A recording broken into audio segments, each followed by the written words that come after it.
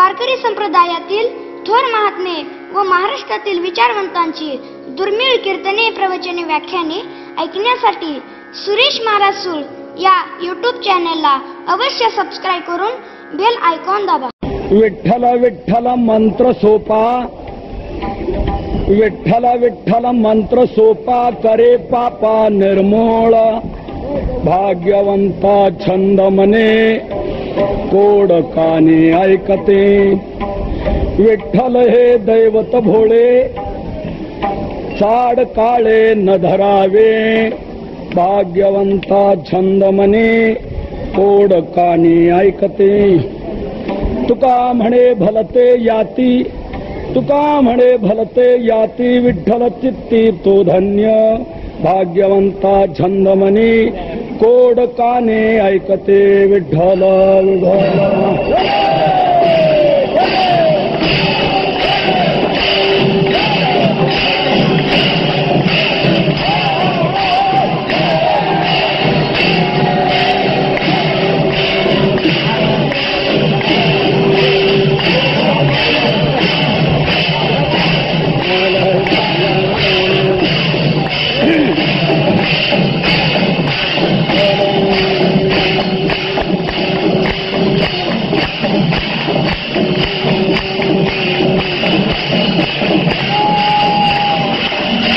पांडुरंगा करू प्रथमान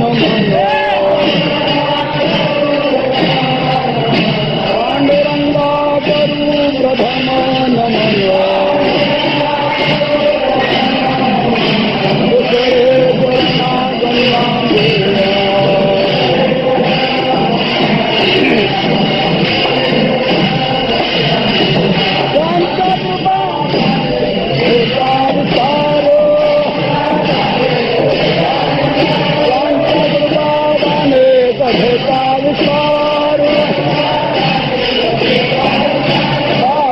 सद्गुरु दास तुका.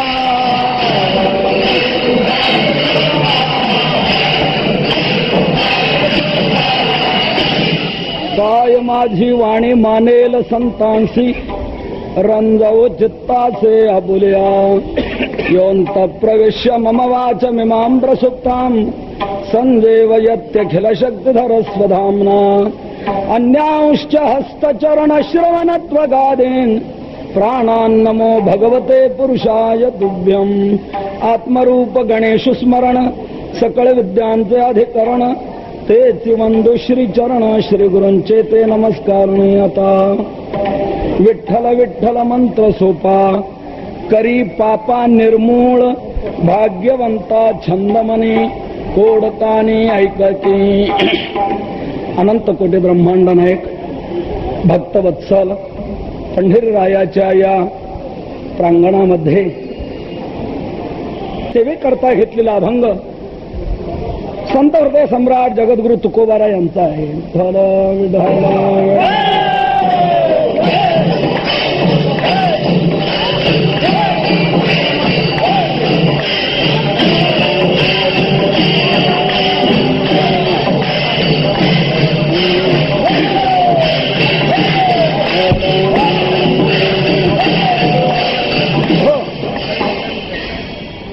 सेवेकरता घेतलेल्या अभंगातून तुकोबाराय विठ्ठल या 3 अक्षरी मंत्राची सुलभता, सफलता सांगून तो मंत्र नित्य अनुष्ठान करणारे जे कोणी आहेत त्यांची श्रेष्ठता गातात, धन्यता गातात.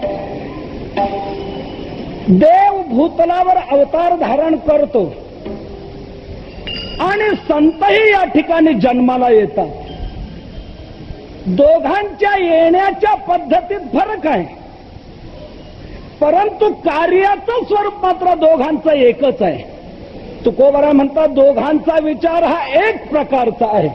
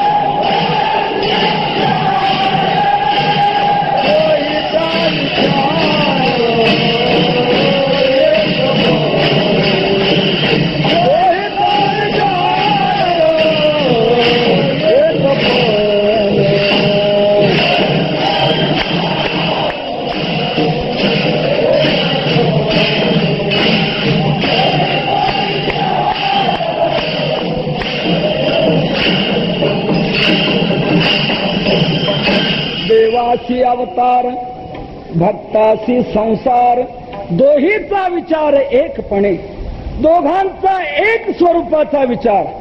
तो एक विचार जर कोणता असेल तर धर्मरक्षण. देव युगायुगी अवतार धारण करतो ते धर्मरक्षणा करता. परित्राणाय साधूनाम विनाशाय च दुष्कृताम धर्म संस्थापनार्थाय संभवामी युगे युगे. तुकोबाराय म्हणतात देवाला धर्मरक्षण करण्याकरता जन्म घेण्यासारखी अटी करावी लागते. तुका म्हणे धर्म रक्षावयासाठी देवासही अटी जन्म घेणे. धर्मरक्षणाकरता देवाला अटी करावी लागते, जन्म घ्यावा लागतो. तुकोबाराय म्हणतात देव जसा धर्मरक्षणाकरता अटी करतो तसंच आम्ही देखील जी अटी करतो ती केवळ एक धर्मरक्षणासाठीच.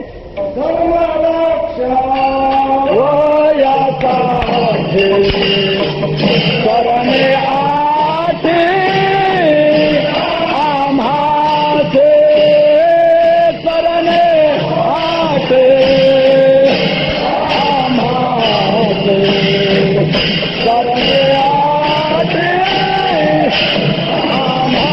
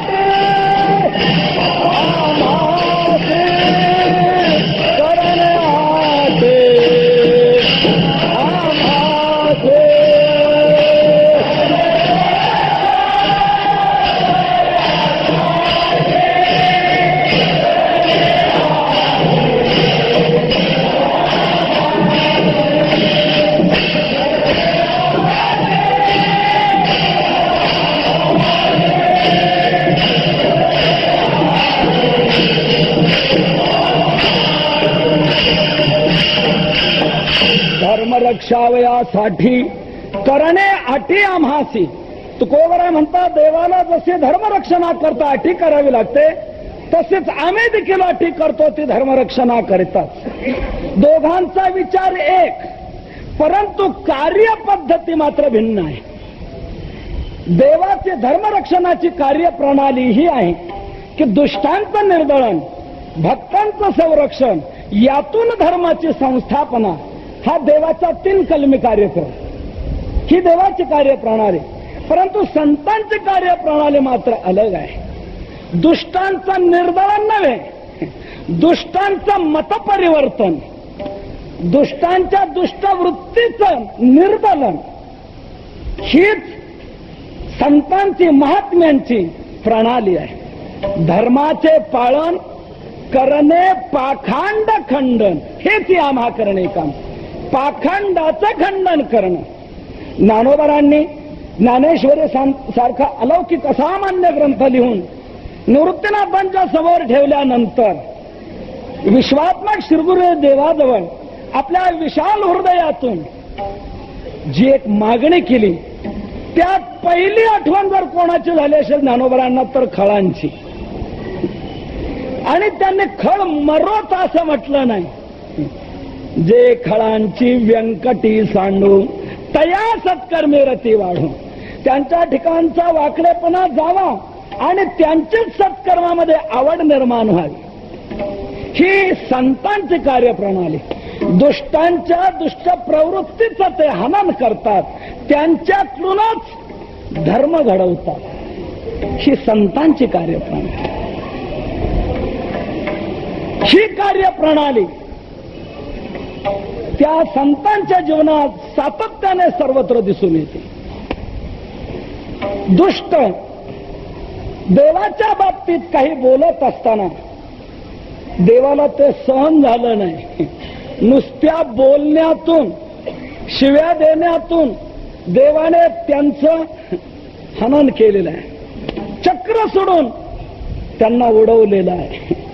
परंतु संतांना प्रत्यक्ष शस्त्र हातात घेऊन मारण्याकरता आलेले, संतांनी त्यांना मारण्याचा प्रयोग केला नाही.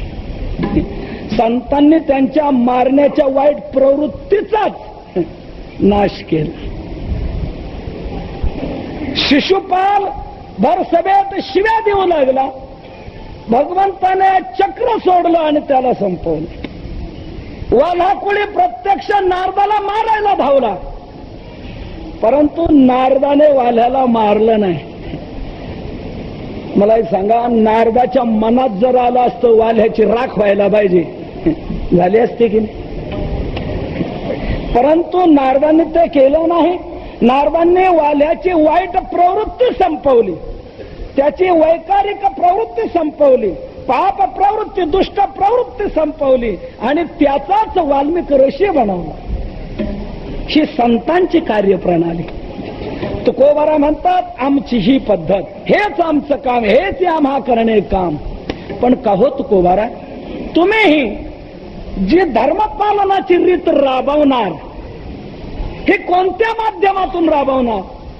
कोणता असा प्रबल आधार तुमच्या पाठीमागे आहे की त्या साधनाच्या जोरावर तुम्ही हे सर्व घडवणार?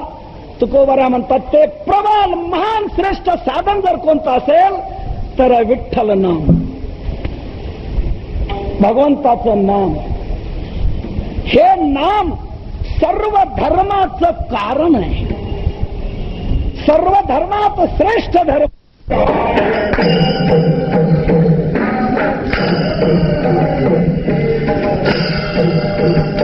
सकळ धर्माचे कारण नामस्मरण हरे कीर्तन.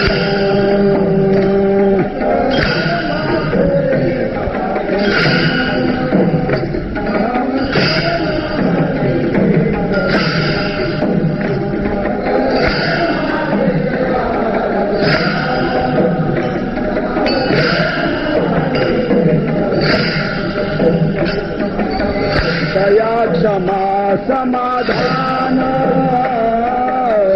दया क्षमा समाधान, संपजन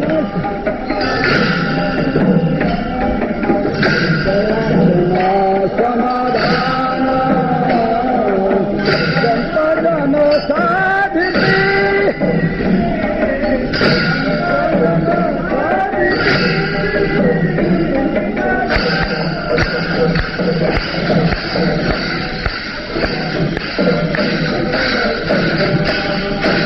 निज धर्म हाथ धड़ा, नाम उच्चार धड़ा.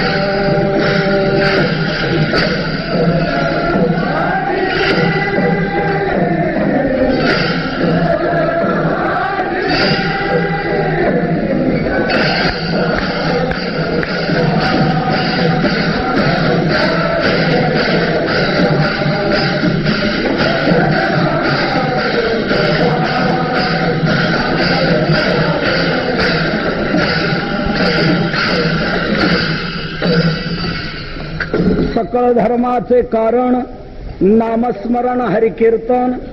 सर्व धर्माचं कारण, सर्व धर्म ज्याच्यात सिद्ध होत आहेत असा श्रेष्ठ धर्म म्हणजे नामचिंतन आहे. निज धर्म हा चोखडा. म्हणून हेच साधन आम्ही हातात घेऊन हे घडवणार, हेच आम्हा करणे काम. बीज वाढवावे नाम, नामाचं बीज वाढवणं, नामाचा प्रसार करणं हेच आमचं काम. आणि ते साधन हाती घेऊन तुकोबाराय गावोगाव प्रचार दौरा करू लागले. जिथे जातील तिथे तुकोबाराने हे सांगावं, बाबांनो नामचिंतन करा, नामचिंतन करा. हकारोनी सांगे तुका, नाम घेता राहू नका. नामचिंतन करा, अन्य साधनांच्या भानगडीत पडूच नका. अनेक नका काही गाबाळाचे भरी, पडो येते थोरी नागवन. अन्य साधनाकडे जाऊ नका. अन्य वाटा ह्या कलियुगात उपयोगाच्या राहिलेल्या नाहीत. म्हणून त्या वाटांनी जाऊन उपयोग होणार नाही. का बरं? तुकोबाराय म्हणतात कलियुगात त्या सर्व वाटांना झालाय टीबी, क्षयरोग झालेला आहे. अवघ्या वाटा झाल्या क्षीण, कली न घडे साधन, उचित विधी विधान न कळे न घडे सर्वथा. म्हणून त्या अन्य वाटांकडे जाऊ नका. हीच वाट धरा तुम्ही कोणती नामचिंतनाची. स्वल्प वाटे चला जाऊ, वाचे गाऊ विठ्ठल. तुम्ही आम्ही खेळी मेळी गदारोळी आनंद आहे. काय हा गदारोळ आहे, काय आनंद आहे. ऐसा नाम घोष सांगा कोठे,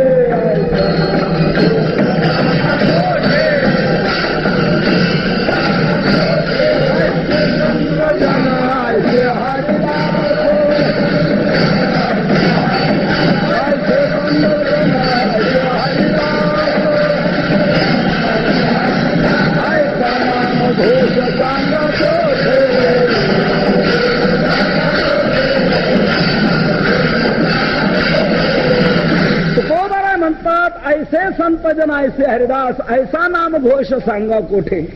हे इथले ते राहून सांगत नव्हते. उदंड पाहिले, उदंड ऐकले, उदंड वर्णिले क्षेत्र महिमे. ऐसी चंद्रभागा, ऐसे भीमातीर, ऐसा विटेवर देव कोठे. अन्यत्र फार अवघड आहे.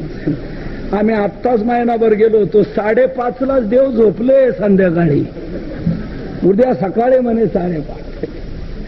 अवघड. परंतु अशी परिस्थिती, हा आनंद इतरत्र कुठेही नाही.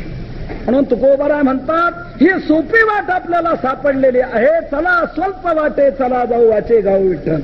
तुम्ही आम्ही खेळी मिळी गदारोळी आनंदे. या वाटेने जाण्यात उपयोग होणार.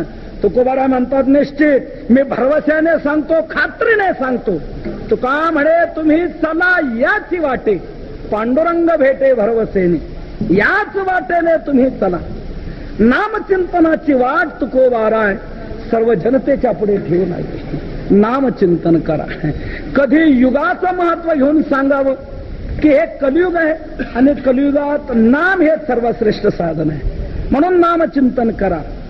कधी देहाचं महत्व घेऊन जनतेला प्रबोधन करू लागले की या देहातच फक्त भजन घडू शकतं, अन्य कोणत्याच देहात घडू शकत नाही. याच जन्मी घडे देवाचे भजन, आणि काय ज्ञान नाही कोठे. आणि असा जन्म आपल्याला मिळालेला आहे, तर आपण आता काय करायला हवं. म्हणून बाबांनो नामचिंतन करा. असं कधी देहाचं महत्व घेऊन सांगावं, कधी युगाचं महत्व घेऊन सांगावं, कधी कधी एकेका इंद्रियाचं महत्व घेऊन सांगावं. आपल्याला तोंड कशा करता दिलेलं, आपल्याला कान कशा करता, आपल्याला डोळे कशा करता, एकेका इंद्रियाचं महत्व घेऊन सांगावं. बाबांनो कमलमुख राम भजन खोदिया, या वाचेने काय करायचं असं एकेका इंद्रियाचं महत्व घेऊन कधी कधी तुकोबाराय सांगू लागले. परंतु काही काही वेळेला कुणी इकडे वळेन असं दिसून ज्या वेळेला येईना त्यावेळेला तुकोबारांना चिडही आलेली आहे. त्यावेळेला मग तुकोबाराने रागाने शिवी देखील भडकवलेली आहे की तुम्हाला सांगायचं तरी किती वेळा,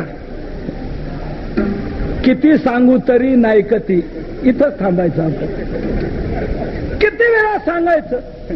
कधी कधी रागावून या प्रकारे तुकोबारांनी म्हणावं. परंतु कधी कधी तुकोबारांनाच मनस्वी असं वाटावं की आपण रागावून जर बोललो तर हे लोक आणखी आपल्यापासून दूर जातील. आपण यांच्याकरता वैकुंठातून इथे आलो आणि हे जर आपल्यापासून दूर जातील तर आपल्या वैकुंठातून इथे येण्याचा काय उपयोग झाला. म्हणून जेणेकरून हे इकडे प्रवृत्त होतील असं काहीतरी वेगळा मार्ग अवलंबला पाहिजे. म्हणून तुकोबाराने रागवायचं सोडून दिलं. आपल्याला यांच्याकडून घडवायचंय ना, मग भले यांच्या पाया पडायला काय हरकत आहे. म्हणून तुकोबाराय दुसऱ्या ठिकाणी म्हणतात बाबांनो मी तुमच्या पायाला लागतो.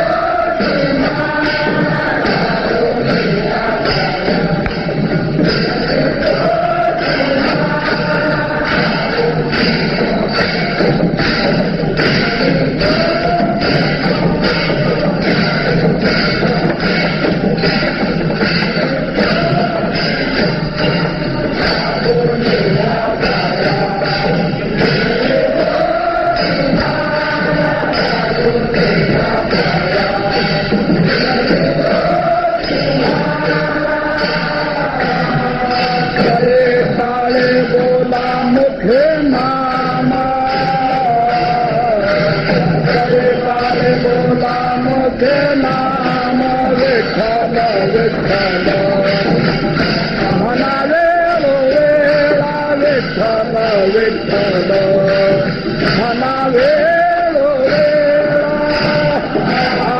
करे टाळे बोला मुखे नाम करे टाळे बोला मुखे नाम विठ्ठल विठ्ठल म्हणावे वेळा विठ्ठल विठ्ठल म्हणावे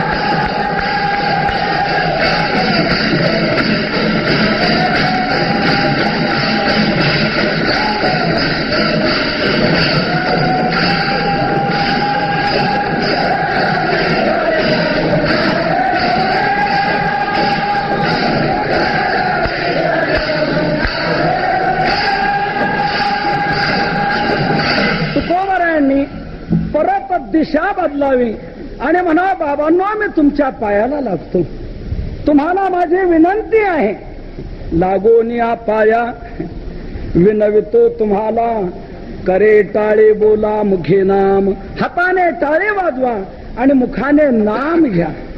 महाराज नाम घ्यावा मी, कोणतं नाम घ्यावं? विठ्ठल विठ्ठल म्हणा वेळोवेळा, वेळोवेळा तुम्ही विठ्ठल विठ्ठल म्हणा, विठ्ठल विठ्ठल म्हणा, विठ्ठल विठ्ठल म्हणा. या प्रकारे तुकोबराय लोकांना सांगू लागले, विठ्ठल विठ्ठल म्हणा, विठ्ठल विठ्ठल म्हणा. त्यावेळेला 3-4 ठिकाणी तुकोबरांची कीर्तन ऐकलेली काही बुद्धिजीवी मंडळी, तर्कवादी मंडळी ही विचार करू लागली की 4 ठिकाणी आपण तुकोबरांचं कीर्तन ऐकलं, परंतु सर्व ठिकाणी हेच ठरलेलं की म्हणा विठ्ठल विठ्ठल. स्थलभेदाने, कालभेदाने, व्यक्तिभेदाने काही वेगवेगळं प्रबोधन करायला हवं की सगळ्या ठिकाणी एकच म्हणा विठ्ठल विठ्ठल. लोकांचे प्रयत्न चाललेत कशा करता हे सांगतात काय? जरा यांना जाब विचारला पाहिजे. म्हणून काही मंडळी ती तुकोबरांना भेटली आणि म्हणले, महाराज तुम्ही 4 ठिकाणी हेच सांगितलं की विठ्ठल विठ्ठल म्हणा.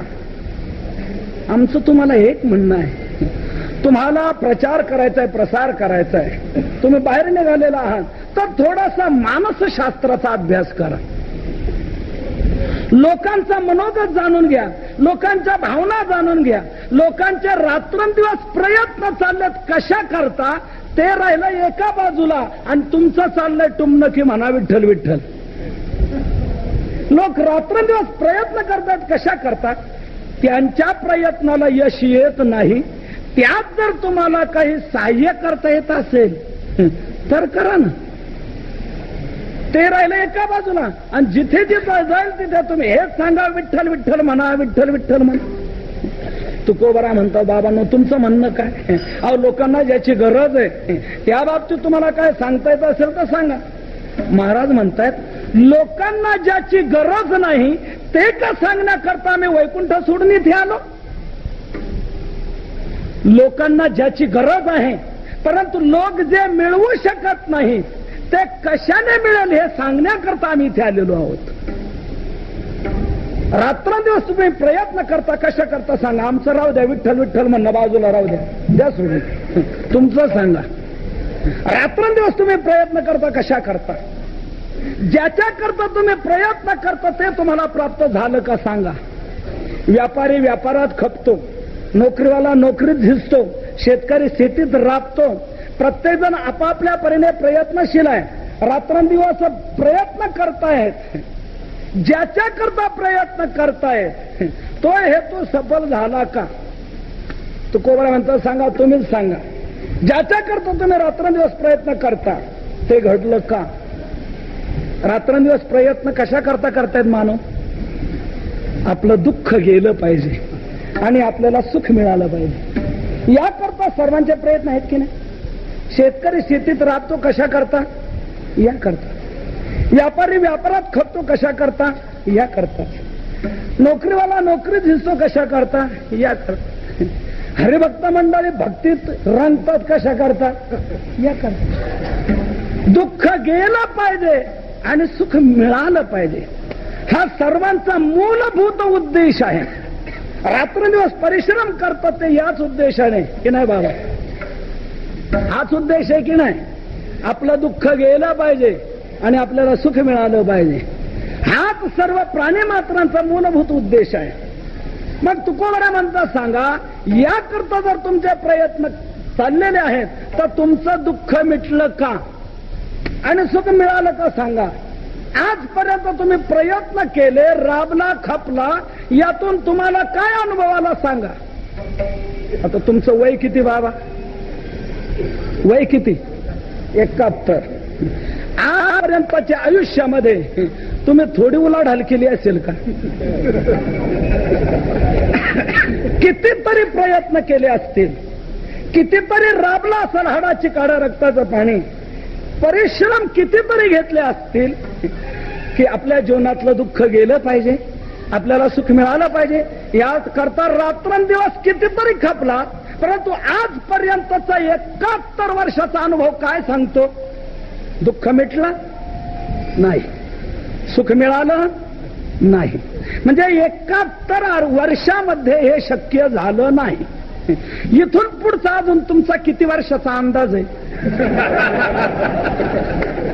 की अजून 5-10 वर्षाची जर मुदतवाढ मला मिळाली तर मी माझ्या या प्रयत्नात काहीतरी शक्य करून दाखवेल की दुःख नाहीच आणि सुखच सुख.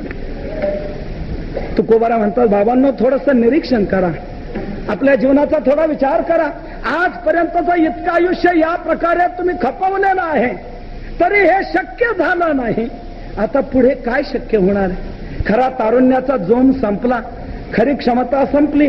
आता उरलेलं पुढचं आयुष्य म्हणजे समोर आलेलं ताट गुपचूप खाणं, गफरान, आणि त्याच्यात जर काही बडबडायला लागला तर वृद्धाश्रमाची भेट घ्यायची पाळी येईल. ही अवस्था, ही परिस्थिती आहे.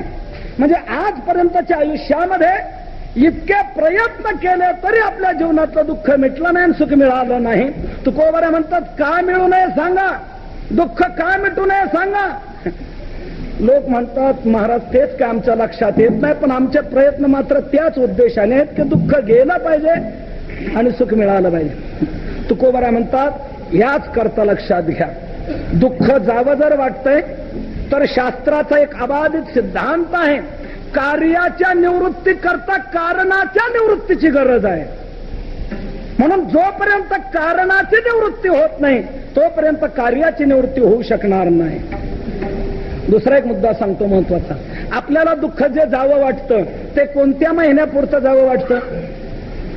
फक्त मे महिन्यात नको, नाही, कधीच नको, कायमचा नको आहे. आणि आनंद जो मिळावा वाटतो आपल्याला तो कोणत्या हप्त्यापुरता? हप्त्यापुरता नाही, तो ही कायमचा मिळावा वाटतो. म्हणजे दुःख कायमचं मिटावं वाटतं आणि आनंद कायमचा मिळावा वाटतो. ही जर आपली मूलभूत आकांक्षा आहे तर आजपर्यंत 70 वर्ष या संसारात राबून अनेक प्रकारे प्रयत्न करूनही दुःख मिटलं नाही, आनंद मिळाला नाही, तर याचा अर्थ लक्षात घ्या की दुःख का जात नाही याचं कारण आहे की दुःख ज्याच्यामुळे येतंय ते तसंच आहे. म्हणून दुःख ज्याच्यामुळे येतंय ते कारण पहिलं संपवा म्हणजे दुःख संपणार आहे. शास्त्राचा अबाधित सिद्धांत आहे. आणि शास्त्रता निवृत्तीचे 2 प्रकार सांगितलेले आहेत. एक लयरूप निवृत्ती आणि दुसरी आत्यंतिक निवृत्ती. लयरूप निवृत्ती त्याला म्हणतात कारण शिल्लक राहून कार्याची निवृत्ती, ही लयरूप निवृत्ती. आणि आत्यंतिक निवृत्ती त्याला म्हणतात की कारणासह वर्तमान कार्याची निवृत्ती, ही आत्यंतिक निवृत्ती, ही खरी निवृत्ती आहे. या निवृत्तीतून पुन्हा उत्पत्ती नाही, पुन्हा प्राप्ती नाही. लयरूप निवृत्तीतून पुन्हा उत्पत्ती आहे का? कारण तिथे शिल्लक राहतं आणि कारण शिल्लक राहिलं की कार्योत्पत्ती पुन्हा होते. म्हणून आपल्याला पुन्हा दुःख नको आहे. दुःख कायमचं गेलं पाहिजे. तर दुःख कायमचं जाण्याकरता दुःख ज्याच्यामुळे येतंय ते कायमचं गेलं पाहिजे. आता दुःख कशामुळे येतंय? लोक म्हणाले महाराज तुम्ही आमच्या पुढे चांगलाच युक्तिवाद बरोबर ठेवलेला आहे, आमचं तोंड बंद केलं. आमच्या लक्षात आलं बरोबर आहे तुम्ही म्हणता ते चुकीचं नाही. दुःख जर संपवायचं तर दुःखाचं कारण संपवलं पाहिजे. तर दुःखाचं कारण काय? तुकोबारा म्हणतात दुःखाचं कारण आहे पाप. आपल्या जीवनात जे जे अनिष्ट घडून येतं त्या सर्व अनिष्टाला कारणीभूत आहे पाप.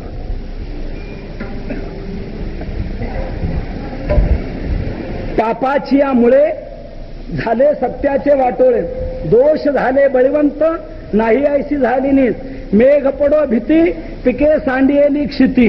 म्हणजे जे जे सर्व काही अनिष्ट घडतंय, इच्छे विरुद्ध घडतंय, त्या सर्व गोष्टीला कारणीभूत आहे पाप. दुःख पावायाचे मूळ, रहणे ठाव नाही तार. आणि त्याचा परिणाम पाप तयार होतं आणि पाप तयार झालं की जीवाला दुःख भोगण्याची पाळी येते. म्हणजे दुःखाला एकमेव कारण आहे पाप. ज्ञानोबाराय 13व्या अध्यायामध्ये हा भाग अगदी स्पष्ट करतात की जीवाला दुःख भोगण्याची पाळी कधी येते. मग विधीची वाफ चुकवी, अन्यायाचे बी वाफवी, कुकर्माचा करवी राब जरी, तरी तयाच सारिखे, असंभाव्य पाप पिके, मग जन्म कोटी दुःखे भोगी जीव. मग दुःखे भोगी, मग म्हणजे त्यानंतर जीवाला दुःख भोगण्याची पाळी येते. कधी? पाप पिकल्यानंतर. म्हणजे दुःखाला कारण आहे पाप. म्हणून तुम्हाला दुःख घालवायचं असेल तर याकरता पहिलं पाप घालवलं पाहिजे. आणि पाप जर घालवायचं असेल तर त्याकरता दुसरं कोणतंही साधन उपयोगाचं नाही. म्हणून माझं तुम्हाला जे सांगणं आहे, पाया पडून हात जोडून विनंती करून की बाबांनो तुम्ही विठ्ठल विठ्ठल म्हणा, विठ्ठल विठ्ठल म्हणा, हे एवढ्या करता सांगतो. ते लोक म्हणाले महाराज आम्ही विठ्ठल विठ्ठल म्हणण्याने पाप जाणार. तुकोबारा म्हणतात पापाला निर्मूळ करणार, पापाचा मुळही तो मंत्र शिल्लक ठेवणार नाही. हेच सेवेकरता घेतलेल्या अभंगाच्या प्रथम चरणात सांगतात.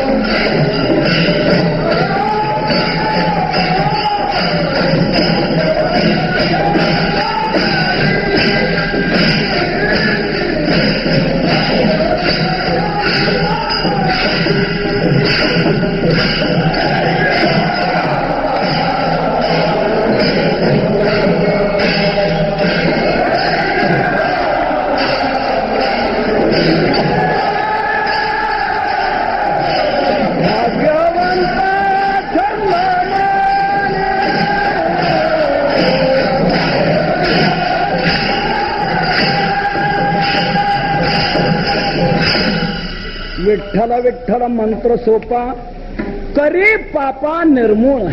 विठ्ठल विठ्ठल तुम्ही आम्हाला म्हणायला सांगता, विठ्ठल विठ्ठल म्हणणं काय करील? तुकोबारा म्हणतात करी पापा निर्मूळ, पापाला मुळरहित करून टाकेल. म्हणजे पापाचा मुळही तो शिल्लक ठेवणार नाही. म्हणून माझा आग्रह आहे तुम्हाला की विठ्ठल विठ्ठल म्हणा.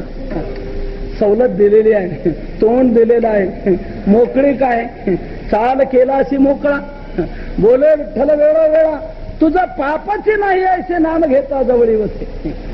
म्हणून विठ्ठल विठ्ठल नाम चिंतन करा हा सोपा मंत्र आहे. याला मंत्र म्हटलंय. मंत्र कशाला म्हणतात? ज्याचं मनन केलं असताना तो रक्षण करतो त्याला म्हणतात मंत्र. ही मंत्र शब्दाची व्याख्या आहे. मननात त्रायते यस्मात तस्मात मंत्र प्रकीर्तिता. ज्याचं मनन केलं असताना तो रक्षण करतो म्हणून त्याला म्हणतात मंत्र. असे अनेक मंत्र आहेत. एकाक्षरी मंत्र, 2 अक्षरी, 3 अक्षरी, 4 अक्षरी, षडाक्षरी, द्वादशाक्षरी, अनेक अक्षरे असे मंत्र आहेत. परंतु त्या सर्व मंत्रामध्ये नाम मंत्र हा सर्वात श्रेष्ठ मंत्र आहे. एक मंत्र महोदधी नावाचा ग्रंथ आहे. मंत्रांचा मोठा समुद्र आहे, महाउदधी. अनेक मंत्राचे प्रकार त्याच्यात सांगितलेले आहेत. या सर्व मंत्रामध्ये 7 कोटी नुसते महामंत्र आहेत. 7 कोटी महामंत्राश्चित्त विभ्रमकारका. 7 कोटी महामंत्र आहेत. परंतु त्या 7 कोटी महामंत्रात सर्वात श्रेष्ठ मंत्र जर कोणता असेल तर नाम मंत्र आहे. का? इतर जे मंत्र आहेत त्या मंत्रांना अनेक प्रकारची बंधनं आहेत, अडचणी आहेत, त्यांच्यात सदोषता आहे. त्या मंत्राच्या अनुष्ठानाला वेगवेगळ्या प्रकारची बंधनं आहेत. तसे नाम मंत्राच्या बाबतीत मात्र बंधनं नाहीत. इतर मंत्र जे आहेत ते अशुद्ध अवस्थेत जपता येत नाहीत, दुसऱ्याला ऐकू देता येत नाही, आणि ते मंत्र जर सिद्ध झाले तर फळ अगदी थोडं, आणि त्या मंत्रात जर काही चूक निर्माण झाली तर क्षोभ मात्र फार. ही इतर मंत्रांची परिस्थिती आहे. परंतु नाम मंत्र मात्र त्या प्रकारचा नाही. माऊलींचा सुंदर अभंग आहे. अशौचिया जपो नये आणि का ते ऐकू नये, ऐसिया मंत्रा ते जग बिहे, त्याचे फळणे थोडे परी क्षोभने बहु, तैसा मंत्र राज नव्हे रे रे नारायण नाम नारायण. म्हणून इतर मंत्र जे आहेत त्या मंत्रात थोडी तरी चूक झाली तरी जो मंत्र जपतो त्यालाच हानिकारक. नवे नवे तुकोबारायचं म्हणतात थोडासा मंत्र जर चालला न चालला तर चांगला असणारा वेडा होतो. तारे धडाचे होय वेडा, तारे धडाचे होय वेडा.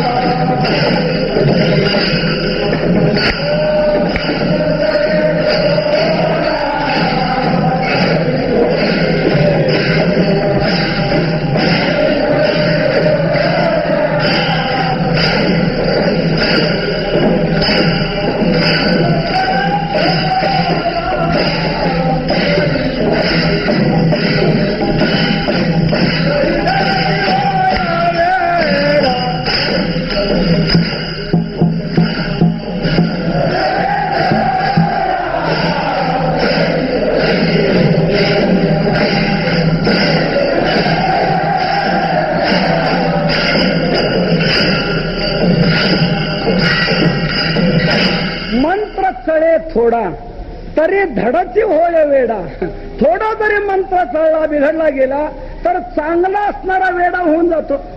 बरं, वेडा व्हायला त्याला 1-2 वर्ष लागतात असं नाही. मंत्र चळे पिसे लागते सत्वर लागते.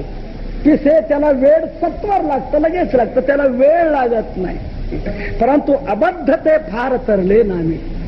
परंतु नाम मंत्र असा मंत्र आहे की या नाम मंत्राची महती काय सांगावे. या मंत्राचं अनुष्ठान कसंही जरी घडलं तरी तो जापकाला सफलताच प्राप्त करून देणार आहे. जापकाकडून या मंत्राच्या बाबतीत काही जरी चूक झाली तर त्याचा दुष्परिणाम त्याला भोगावा लागत नाही. राम म्हणण्याऐवजी मरा म्हण.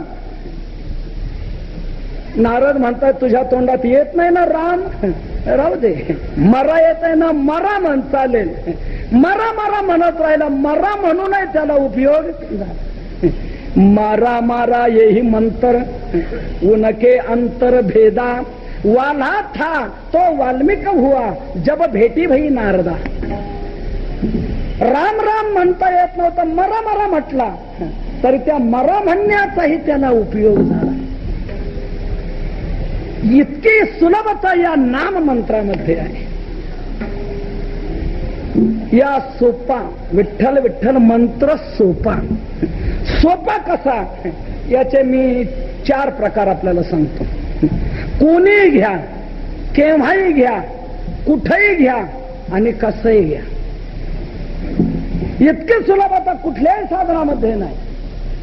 फक्त नामचिंतन या साधनामध्येच ही सुलभता आहे.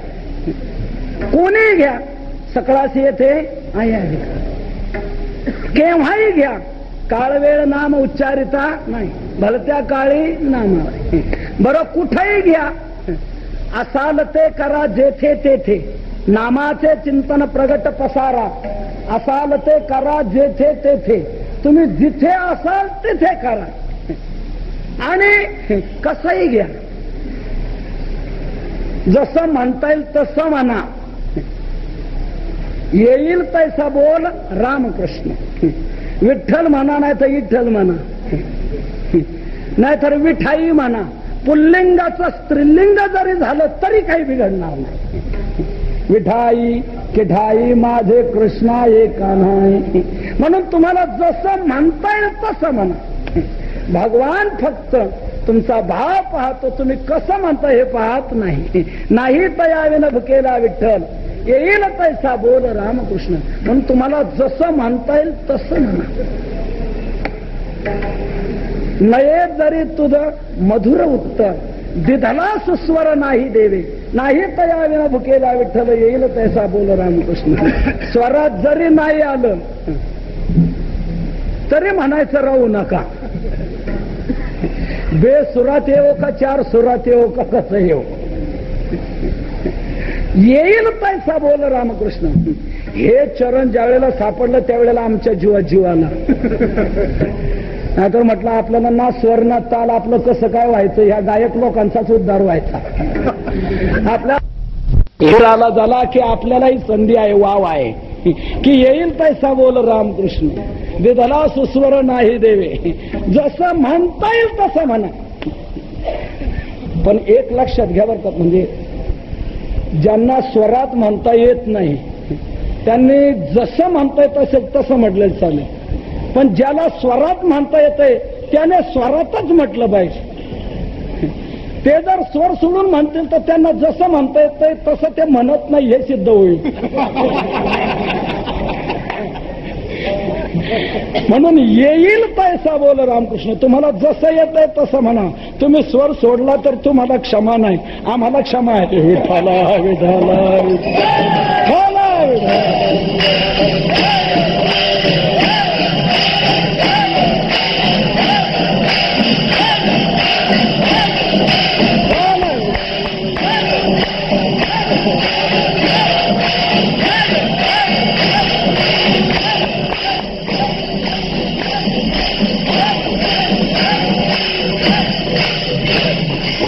म्हणून इतकी सुलभता इतर कोणत्याही साधनामध्ये नाही. म्हणून तुकोबारा म्हणतात विठ्ठल विठ्ठल हा 3 अक्षरी मंत्र सोपा आहे.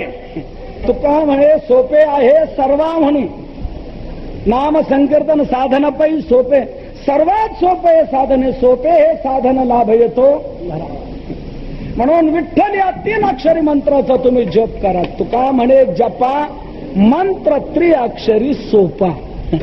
म्हणून विठ्ठल विठ्ठल मंत्र सोपा.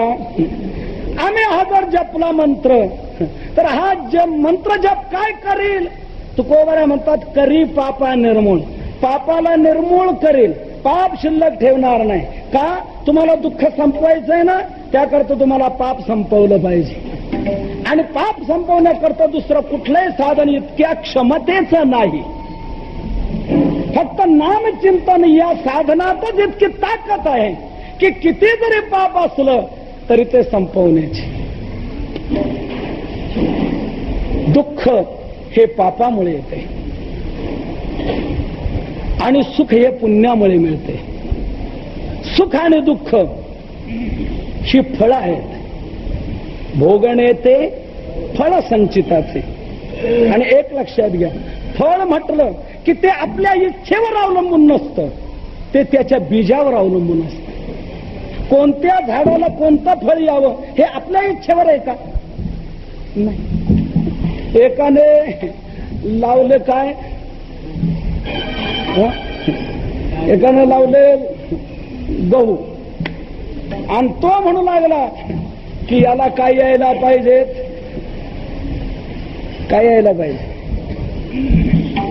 इकडं धान्य कुठलं, दुसरं एक सोडून दुसरं, असं जर आपण अपेक्षा केली तर येऊ शकत नाही. पेरी कडू जिरे पेरायचे आणि अमृताची फळ मागायची, ते जमेल का? जसं बीज पेराल तसं फळ पदरात पडेल. बीज पेरोनिया तेची घ्यावे फळ, डोरली सकेळ कैचे लागे. डोरली नावाची एक वांग्याची जात आहे, ती वांग्याची जात लावली, केळीसारखी लांबडी दिसते म्हणून काय त्याला काय केळी येतील का? नाही, मला इच्छा आहे की याला केळी यावीत म्हणून. तुकोबाऱ्या म्हणतात अरे डोरलेला केळी येतील कशी? जे फळ मिळावं असं वाटत असेल ते बीज लावलं पाहिजे. बीज जसं असतं तशी फळं येत असतात. भोकरं लावून कधी आपले तुमचे अनाविषय म्हणा की सीडलेस म्हणा, हे द्राक्ष येऊ शकणार नाही. जे तुम्ही जात लावाल, जे बीज, तेच फळ प्राप्त होईल. म्हणून सुखाने दुःख ही फळं आहेत आणि त्याचं बीज आहे पाप आणि पुण्य. म्हणून सुखदुःख आपल्या इच्छेवर नाही. आपल्याला पुष्कळ वाटतं दुःख येऊ नये पण ते आल्याशिवाय राहत नाही. आपल्याला पुष्कळ वाटतं सुख मिळावं पण ते मिळत नाही. का मिळत नाही याचं कारणच आहे ते आपल्या इच्छेवर नाहीये, ते त्याच्या बीजावर अवलंबून आहे. म्हणून दुःख हे आपल्या पापामुळे येते. म्हणून दुःख घालवायचं तर पहिलं पाप घालवलं पाहिजे. सर्वांनी हे मान्य केलेलं आहे आणि तुम्हाला सर्वांना बरं का हे माहीत आहे. परंतु दुर्दैव आपला असं आहे की माणसं पुण्य करत नाहीत आणि पाप सोडत नाहीत, म्हणून सुख मिळत नाही आणि दुःख मिटत नाही. सर्वांना हे माहित आहे की दुःख पापामुळे येते आणि सुख हे पुण्यामुळे मिळते. तुम्ही म्हणाल नाही हो, आत्ताच आमच्या लक्षात आलं, तुम्ही आता म्हटलं. नाही, सर्वांना माहित आहे, सर्वांना माहित आहे, इथे आलेले न आलेले, की दुःख पापामुळे येते आणि सुख हे पुण्यामुळे येते. मी तुम्हाला पटवून देतो ना, हो म्हणायला लावतो की सर्वांना माहिती आहे दुःख पापामुळे येते. तुम्ही बघा, एक दुसऱ्याला म्हणतो का हो तुमची ती कोर्टात केस चालू होती त्याचं काय झालं? हा म्हणतो कशाला नाव काढतं त्या केसचं? आपण काय झालं मला सांगाल की नाही? तुम्हाला अशी सवय लागली की नाही खपली काढण्याची? काय अडलं याच्या वाचून का काढायचा? हा विषय काढण्याचं काय कारण आहे? अरे पण आपण मित्र एकमेकाला सांगायला काय हरकत आहे? तो म्हणतो विरुद्ध निकाल लागला आपल्याला. का बरं असं व्हावं?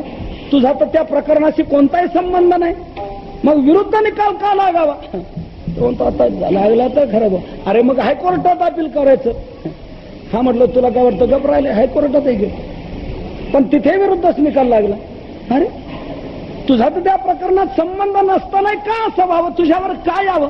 विरुद्ध निकाल का लागावा? अरे सुप्रीम कोर्टात जायचं. हा म्हणतो मागची जमीन विकली ती कशा करता? सुप्रीम कोर्टात भांडण्या करतात, पण तिथे विरुद्धच निकाल लागला. का बरं असं व्हावं? हा म्हणतो का आपलं पूर्वीचं पाप असेल काय? सगळे प्रयोग झाल्यानंतर सर्वात शेवटी हेच उत्तर शोधून काढतो तू की या सगळ्या गोष्टीला जर कारण असेल तर माझं काही पूर्वीचं पाप.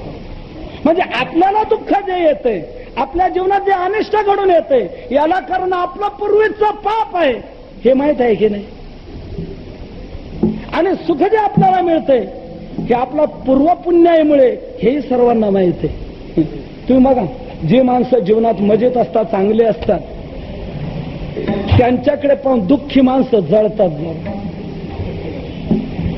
दुःख ज्यांच्या जीवनात आहे ना त्या माणसांना सुखी माणसं पाहिली का जरा चिडच येते. कधी कधी ते उपरोधकपणाने बोलता देईल बर का, तुम्ही कसे काय बरे हो, तुम्ही कसे काय चांगले, आणि आमच्याच वाट्याला काही पिढा आली आणि तुम्हाला कसा काय रोग होत नाही, तुम्हाला कसं काय नाही, तुम्ही कसे मजेत आहात आणि आमच्याच वाट्याला काही पिढा आली, काल म्हणतो हे दुखते, आज असं झालं, उद्या तसं, आमच्या पाठीमागे का पिढा, तुम्ही कसे काय मजेत. त्यावेळेला तो काय उत्तर देतो मोठं ऐकण्यासारखं आहे, आम्ही मजेत का आणि तुम्ही दुःखी का. त्यावेळेला तो काय म्हणतो, मला त्याला पुण्य करावं लागतं, पुण्य. असं तुमच्यासारखं पाप करून जमणार नाही. तुम्ही काय केले, पापच पाप केलं. अरे तुमच्या बापाने काय केलं, तुमच्या आज्याने काय केलं, तुमची खानदानच अशी, याचं वाईट कर त्याचं वाईट कर. अरे ते पाप काय गप राहणार आहे का. पाप हे फल दिल्याशिवाय नष्ट होत नाही. म्हणून ती पाप तुमची आता तुम्हाला भोग द्यायला आलेले आहेत, भोगा त्या पापाची फळं. म्हणजे दुःख जे तुम्हाला येतं हे तुमच्या पापाचं फळ आहे. आणि आम्ही जे मजेत आहोत ते आम्ही काही पूर्व पुण्य केलेली आहे, त्याला पुण्य करावं लागतं म्हणतो. म्हणजे जे चांगलं घडून येतं हे पुण्याचं फळ आहे, आणि वाईट जे जीवनात घडते पापाचं. तुम्ही बघा, परिस्थिती सुधारली आणि एक बाजूने पैसा घरी यायला लागला की तो पैसा गप राहत नाही, तो पैसा काही ना काहीतरी घराची विकासाची कामं करायला लागतो. ट्रॅक्टर घेतला जाईल, लेवलिंग केली जाईल, पाईपलाईन केली जाईल, ट्रक घेतला जाईल, जीप गाडी घेतली जाईल, अनेक साधनं घेतली जातात. त्यावेळेला काही काही लोक म्हणतात का हो, हा तर मजुरी करत होता दुसरीकडे आणि आता हे कसं काय, काय कळत नाही मग. त्याला विचारलं का रे कसं काय, अरे तुझा बाप तर दुसरीकडे सालाने होता असं. तो म्हणतो काय ही त्यांचीच पुण्य आहे, बाबांचीच पुण्य आहे, आमच्या दादांची पुण्य आहे. आम्ही काय केलं, आम्ही काय नाही केलं, त्यांच्या पुण्याने हे सगळं घडलेलं आहे. म्हणजे चांगलं काय घडून येतं हे पुण्याईमुळे. म्हणून तुम्ही बघा, माणसं जी ट्रक घेतात, जीप घेतात, ट्रॅक्टर घेतात, त्याच्यावर काहीतरी लिहितात, आई वडिलांची पुण्याई, दादांची पुण्याई, बाबांची पुण्याई लिहितात की नाही. मला एक सांगा, असं एखाद्या जीपवर तुमच्या वाचण्यात आलंय का बाबांचं पाप म्हणून आमच्या घरी जीप, हे जीप आहे नाही, आमच्या बाबांचं पाप आहे, पाप. असं कुठे सापडणार नाही बरं का प्रकाश म्हणून. आणि कुठं सापडलं तर त्याचा नंबर मला कळवा की आमच्या जीपवर आहे बाबांचं पाप म्हणून. असं कुठंच सापडणार नाही तुम्हाला. बाबांची पुण्य आहे, दादांची पुण्य आहे, नानांची पुण्य आहे, हेच सापडणार. म्हणजे याचा स्पष्ट अर्थ काय होतो, जे चांगलं घडतंय हे पुण्याचं फळ आहे आणि वाईट जे जीवनात घडतंय हे पापाचं फळ आहे. म्हणून आपल्या जीवनातलं दुःख घालवायचंय तर आपला पहिला पाप घालवा. आणि पाप जर घालवायचं असेल तर पाप घालवण्याकरता कलियुगात विठ्ठल नामाशिवाय दुसरं कोणतंही असं श्रेष्ठ साधन नाहीये की जे पाप मुळासहित घालवेल. इतर काही साधनं पाप घालवणारी आहेत, परंतु ती साधनं सगळी पाप घालवत नाही. काही काही घालवतात आणि काही काही ठेवतात. तसे स्पष्ट सांगायला हरकत नाही. गंगा पाप घालवणारी आहे, परंतु गंगा कोणतं पाप घालवते, गंगा पापम, गंगा पाप घालवते ते कोणतं, फक्त अज्ञात पाप घालवते. म्हणजे नकळत घडलेलं पाप, अजाणता घडलेलं पाप, तेच पाप फक्त गंगा घालवते. जाणून बुजून केलेलं पाप गंगा घालवू शकत नाही. मनसंकल्पाची पापे न जाती तीर्थाची बापे.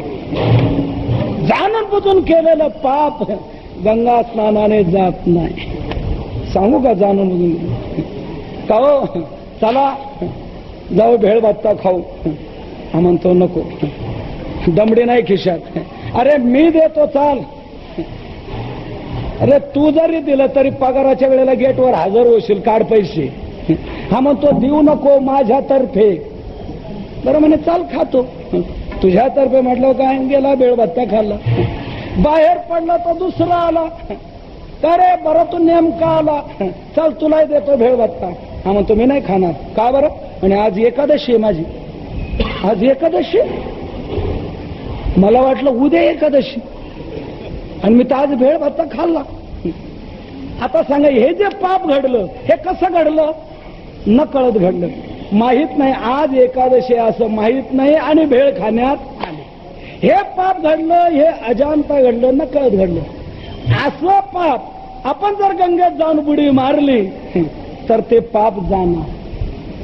पण जाणून बुजून केलेलं पाप गंगा स्नानाने जात नाही. जाणून बुजून म्हणजे चला काय बटाटावडा खमंग वास सुटला, चला खाऊ. हा म्हणतो नाही खाणार मी. का रे बा? आज एकादशी आहे माझी, मी नाही खाणार. तो म्हणतो असू दे मला एकादशी चाल. तो म्हणतो अरे कसं काय म्हणतो तू? एकादशी असू दे तरी चाल म्हणतो. तुझ्या 12 महिन्याच्या आहेत ना एकादशी, कायमच्याच आहे ना. मग काय होतं एखादी एकादशी मोडली तर?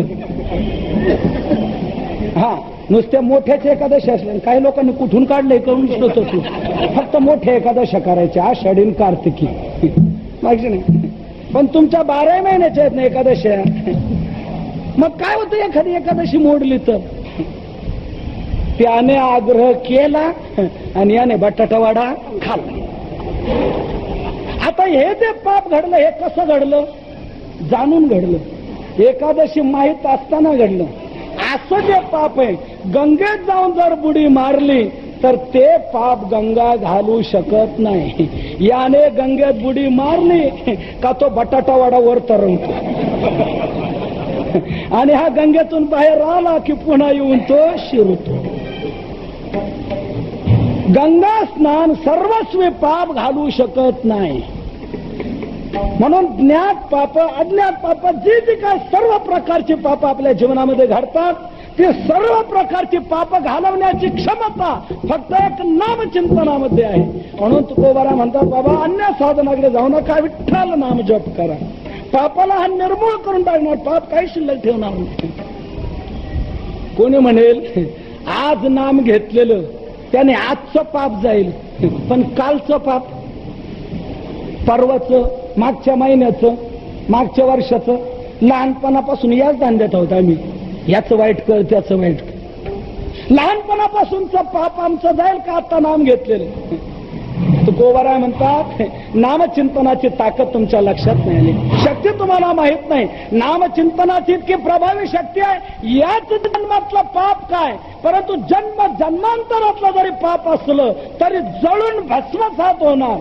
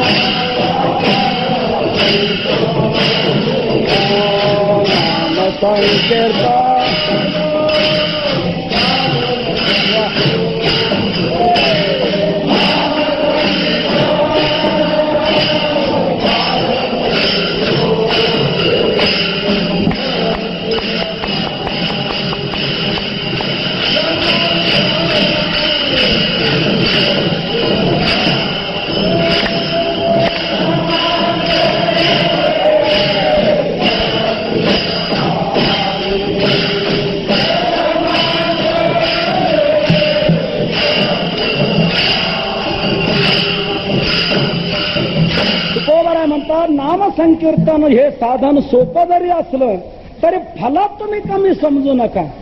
फलात इतकं ताकदवान ते आहे की जळतील पापे जन्मांतरे, जन्म जन्मांतरात जरी पाप असली तरी जळून भस्मसात होणार. इथे हा एक शब्द महत्वाचा महाराज, जळतील म्हटले, पळतील म्हटलं नाही, जळतील म्हटले. तुम्ही म्हणाल पळाली तरी गेली आणि जळाली तरी गेली, काय फरक?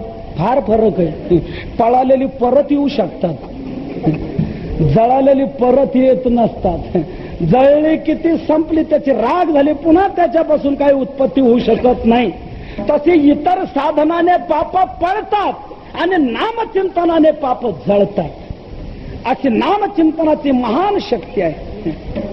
किती पाप जाळणार व तुकोबरा म्हणतात किती असू द्या, कितीही पाप जरी असली तरी नामापुढे ती राहू शकत नाही. तुझं आठविता पापाची वसती राहे अंगी किती बळ त्याचे.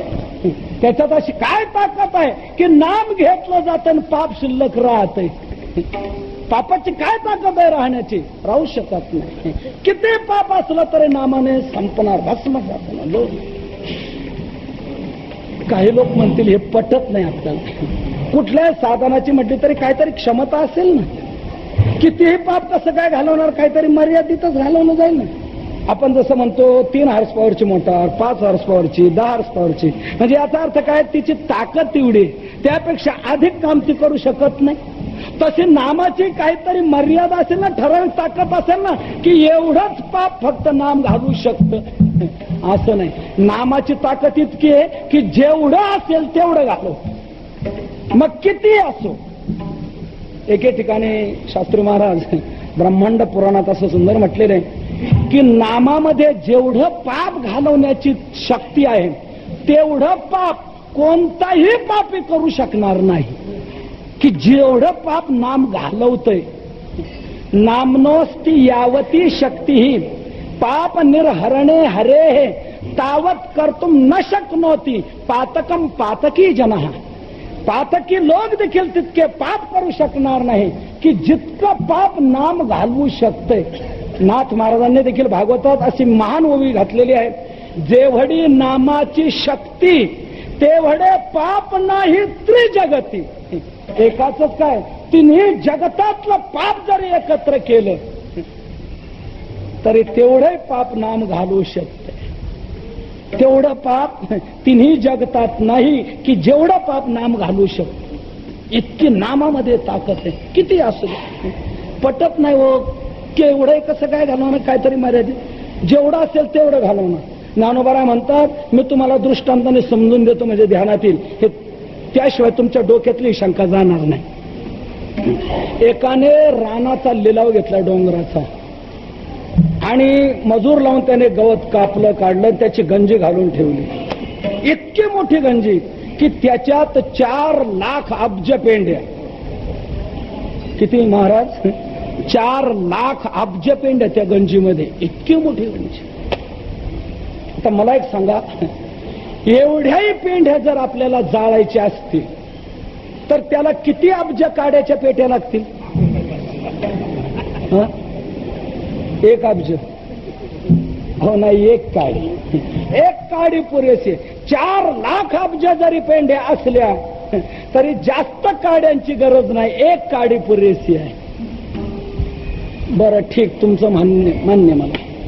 दुसरी एकाने गंजी लावली होती, त्या गंजीत 8 लाख अब्ज पेंड्या होत्या. आता त्या 8 लाख अब्ज पेंड्या जाळायला आता किती काड्या लागतील? किती? आता कसं काय? आता त्रैराशिक मांडा की तुम्ही 4 लाख अब्ज पेंड्या जाळायला 1 काडी सांगितली की नाही? आता मग 8 लाख अब्ज पेंड्या जाळायला 2 नकोत का? नाही, 1च. 16 लाख अब्ज पेंड्या जाळायला 1च. 32 लाख अब्ज पेंड्या जाळायला 1च. म्हणजे याचा अर्थ काय?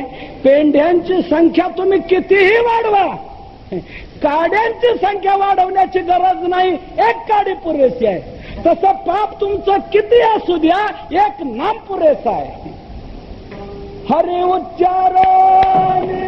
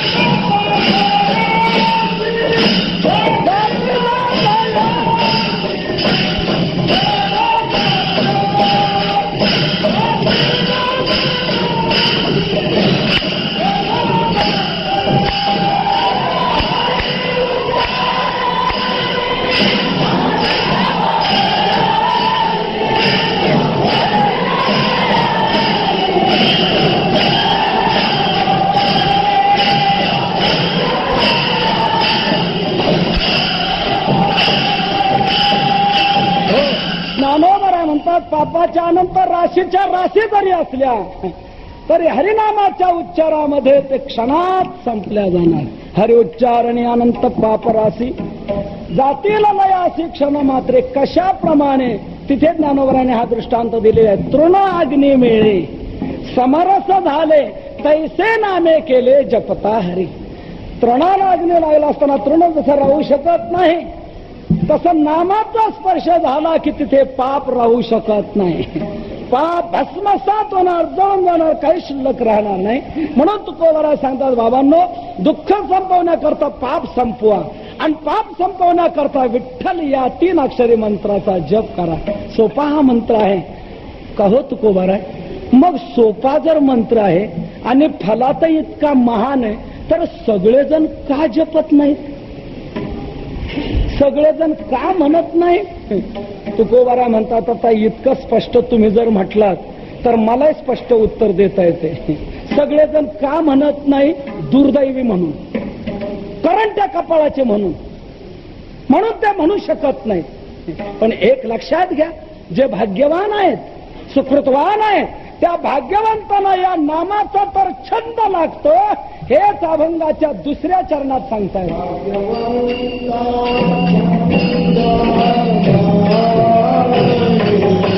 भाग्यवंता छंद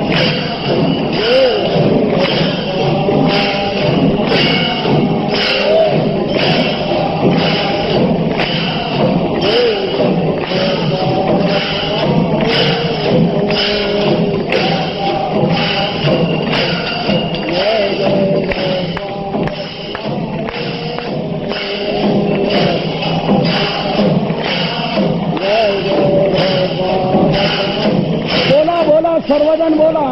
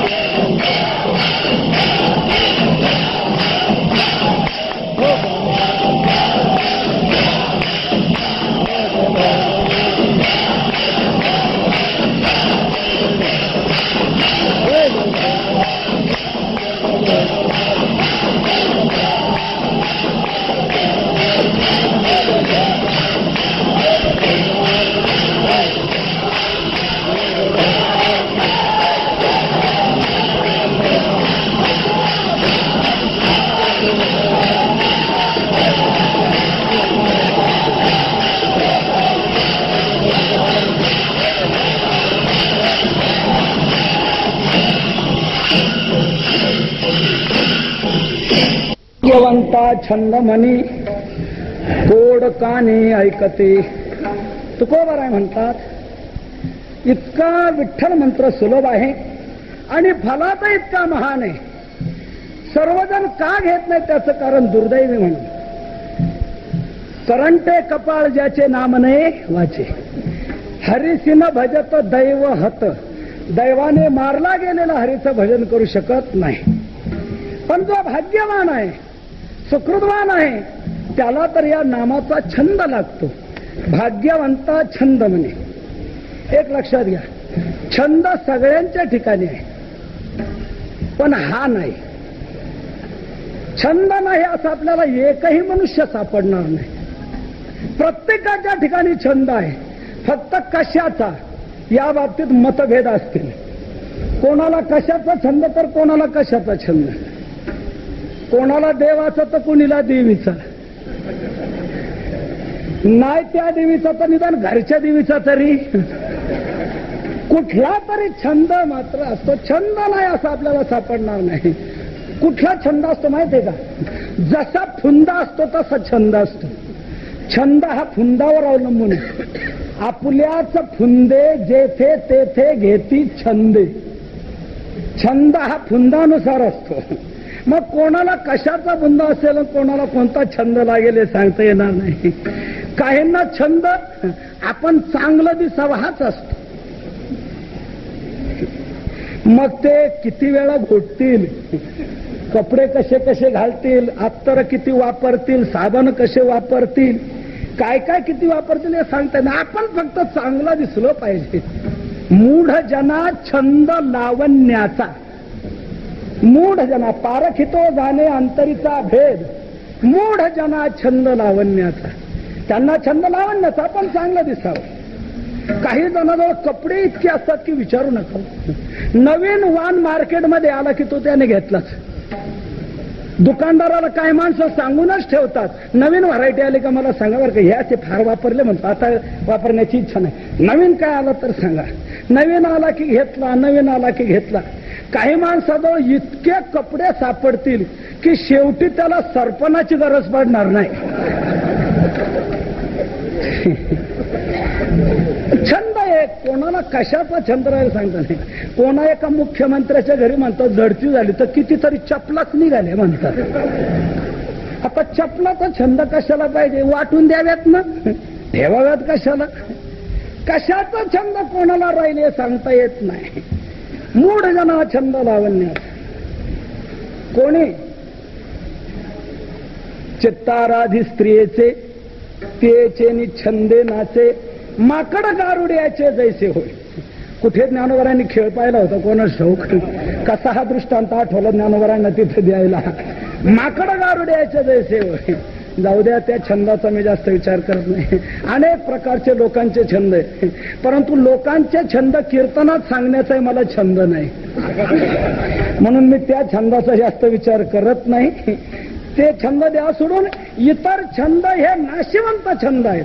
अनिकते छंद नाशिवंत. गोड एक आहे अविट गोविंद, अनिकते छंद नाशिवंत. म्हणून इतर छंद जीवनात असूच नाही. फक्त छंद असावा तो फक्त विठ्ठल नामाचा. विठ्ठल विठ्ठल येणे छंदे, ब्रह्मानंदे गरजावे. लागो हाच छंद, मना गोविंद गोविंद. हाच छंद लागायला पाहिजे, इतर छंद जीवनामध्ये नकोच. वारकरी भाविक नामनिष्ठ यांना नामाचा छंद. इतर कोणते छंद आवडत नाही. इतर बाकीचे छंद तर आवडत नाहीच नाही, परंतु काही पारमार्थिक छंद देखील नामधारकांना भक्तांना आवडत नाही. काहींना तप करण्याचा छंद, काहींना मुक्ती प्राप्त करून घेण्याचा छंद, काहींना आत्मस्थिती मिळवण्याचा छंद. परंतु तुकोबाराय म्हणतात हे सगळे छंद आम्हा हरिदासांना निंदी आहे. करोत तपादी साधने, कोणी साधोत गोरांजने, आम्ही नवजो तया वाटा, नाचू पंढरीच होटा. पावोत आत्मस्थिती, कोणी म्हणोत उत्तम मुक्ती, तुका म्हणे छंद आम्हा हरीच्या दासा निंद्य. आम्हा हरीच्या दासांना ते छंद निंद्य आहेत. आम्ही नवजो तया वाटा, नाचू पंढरीच होटा. इथे आम्ही नाचणार, या नामात दंगणार रंगणार. खरा हा छंद आपल्या जीवनात लागला गेला पाहिजे. आणि असे जे महात्मे असतात, भाग्यवान जे असतात, त्यांना हा छंद लागतो. भाग्यवंता छंद म्हणजे सहजतया जना छंद वाचे गोविंद गोविंद. त्यांना नित्य नामाचा छंद लागलेला असतो. तुकोबरा म्हणतात, माझी मत झाली अनावर वाचा, छंद या नामाचा घेतला असे. भाग्यवंतांना हा छंद लागतो. इतकंच नव्हे, कानाने जरी ऐकायचं झालं तर ते नामाचंच कौतुक ऐकणार. कोड कानी ऐकती, कानाने नामाचंच कौतुक ऐकणार, कानाने इतर ऐकायला जाणार नाहीत. काही काहींना काही ऐकायचा फार छंद असतो. हे काय सांगतात ते ऐका, ते काय सांगतात ते ऐका. कोणाचंही ऐकायला काही काही जातात. तुकोबाराय म्हणतात, कोणाचंही काही ऐकू नये. तेवी खळामुखे न करावे श्रवण. इतराच्या मुखातून श्रवण करू नये, इतर काही ऐकूच नाही. ऐकायचं झालं तर नामाचं कौतुक ऐकावं. त्याच्यातच आपल्या जीवनाचं खरं सार्थक समजा. हनुमंतरायाला भगवान म्हणतायत, हनुमंता तुला काय मागायचं ते माग. हनुमंतराय म्हणतात, तुम्हाला देणार हो, मग असं दे मला की मी जिथे जिथे जाईल तिथे तुझी कथा माझ्या कानावर येत राहील. यत्र यत्र कथा लोके प्रचरिष्यति ते शुभा तत्र तत्र गतिर्मेस्तु श्रवणार्थम सदैवही. तिथे तिथे माझी गती असावी. मला ते तुझं नामाचं चरित्र ऐकायला मिळावं, तो नामाचं महत्व ऐकायला मिळावं, हीच ऐकण्याची माझी इच्छा आहे. म्हणून जिथे जिथे रामायण होत असतं तिथे तिथे हनुमंतरायांकरता पाठ मांडला जात असतो. अशी एक प्रथा आहे, पद्धत आहे. हनुमंतराय म्हणतात, मला तेच ऐकावंसं वाटतंय, कोड कानी ऐकत. पण का हो तुकोबाराय, आम्ही विठ्ठल नाम घ्यायचं, आमचं पाप जायला असं तुम्ही म्हणता, परंतु आम्ही जुनं तर रेकॉर्ड आमचं खराब असलेले असे आम्ही आहोत. वाईट प्रवृत्तीचे फार पापी आम्ही. आणि आता जर आम्ही विठ्ठल नामाकडे वळलो तर त्या विठ्ठलाच्या लक्षात येईल की हा पूर्वी या धंद्यातला होता म्हणून, हा असं करत होता, हा तसं करत होता. आम्ही समोर दिसलो की त्याला तर आमचं सर्व दिसल की काय काय केलेलं रेकॉर्ड फाईल आमची सर्व ध्यानात येईल. मग आमच्या बाबतीत तो काय निर्णय घेईल काय सांगता येत आहे का. तुकोबारा म्हणतात, ही तुम्हाला शंका येते, याचा अर्थच असा आहे की विठ्ठल हे दैवत कसं आहे हे तुमच्या लक्षात आलं नाही, म्हणून तुम्हाला ही शंका आहे. विठ्ठल दैवताच्या बाबतीत तुम्ही मनातली वेगळी शंका काढून टाका. नाम चिंतन करणारा जो भक्त आहे त्या भक्ताच्या बाबतीत विठ्ठल हे दैवत कसं आहे हे तुकोबारा अभंगाच्या 3ऱ्या चरणात सांगतायत.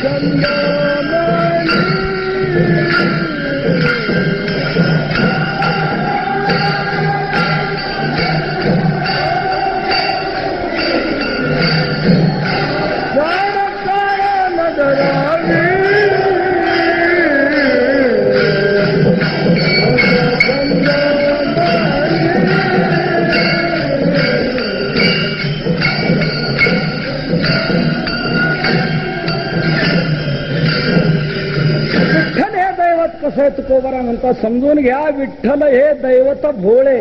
विठ्ठल हे भोळे दैवत आहे. भोळे भाविक हे जुनाट चांगले, भाविक गे माये भोळीये गुणाचे. तुका म्हणे भोळा भाविका हा भोळ दैवत आहे. तुकोबारा भोळ कसं काय म्हणता? भोपळ्याचा तर अभंग तुमचाच आहे ना की चतुरा तू शिरोमणी गुणलावण्याची खाणी मुकुट सकळा म्हणे धन्य तुझी विठोबा. भोपाळ्याच्या अभंगात तुम्ही विठोबाला चतुर म्हणता आणि इथे आता भोळा म्हणता. मग नेमका आहे कसा? भोळा आहे का चतुर आहे? तर तो चतुरही आहे आणि भोळाही आहे. कसं काय? दोन्ही काहींचा दुहेरी स्वभाव असू शकतो ना. व्यवहारात तुम्हा सारख्यांचा दुहेरी स्वभाव असू शकतो तर देवाचा का नसणार? आपल्या बाबतीत काय वेळ माझं का हो हे तलाठी भाऊसाहेब कसे काय? तलाठी भाऊसाहेब अहो ते तसे चांगले आहेत आणि तसे ते वाईट आहे. माणूस काय म्हणतो? तसे ते चांगले आहेत. अरे चांगलं तरी म्हण नाही तर वाईट तरी म्हण. नाही नाही, तसे ते चांगले आहे तसे ते मग वाईट आहे. म्हणजे दोन्ही एका ठिकाणी कसे काय रे? चांगल्याला चांगले आणि वाईटाला वाईट. चांगल्याला ते चांगले आहेत मग ते जाणकार आहेत, फार बुद्धिमान आहेत, ते बरोबर माणसाची परीक्षा करतात. चांगल्याला ते चांगले आहेत. पण वाईट जर कोणी एखादा आला ना डोकं त्याला काही छळायला लागला काही करायला लागला का मग वाईटाला वाईट. मग त्याला म्हणतात तलाठी. वाईटाला वाईट म्हणजे सांगू का जरा? ब्रह्मदेव जे न लिही ललाटी ते लिही तलाटी. मग तो काय लिहून त्याची लेखणी काय करेल हे सांगता येणार नाही. कोणी इथे तलाठी असते तर राग मानू नका बरं. इथे आलेले सोडून बाकीचे तसे तर चांगले आहेत आणि वाईट आहेत. म्हणजे याचा अर्थ असा चांगल्याला चांगले आणि वाईटाला वाईट असा जसा दुहेरी स्वभाव असू शकतो तसं विठ्ठल हे दैवत चतुरय आहे आणि तो भोळा आहे. म्हणजे अवच्छेदक भेदाने दोन्ही विरुद्ध धर्म एका ठिकाणी असू शकतात. भगवान हा इतरा करता चतुर आहे आणि भक्ता करता भोळा आहे. इतरा करता तो चतुर आहे मग त्याचं चातुर्य विचारू नका, त्याला थोडंही सहन होऊ शकत नाही. भक्ता करता मात्र तो भोळा. भक्ता करता कुठलंही चातुर्य त्याचं शिल्लक राहत नाही, विसरून जातो. अहो 3 मुठी पोह्या वारी सोन्याची नगरी देणं हे चतुराच्या लक्षणात बसतं का?